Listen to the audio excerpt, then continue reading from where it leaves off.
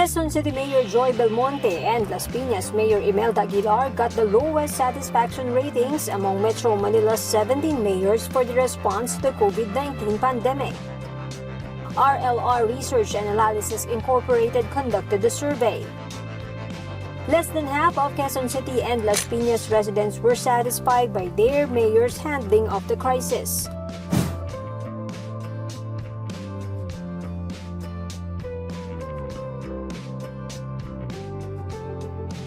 Topping the survey is Pasig City Mayor Vico Sotto, followed by Marikina Mayor Marcelino Teodoro and Pateros Mayor Miguel Ponce III. Tied in the fourth spot are Manila Mayor Isko Moreno and Valenzuela City Mayor Rex GATCHALIAN.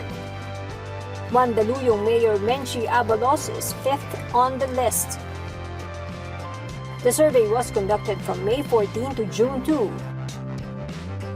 1,275 Metro Manila household heads were interviewed.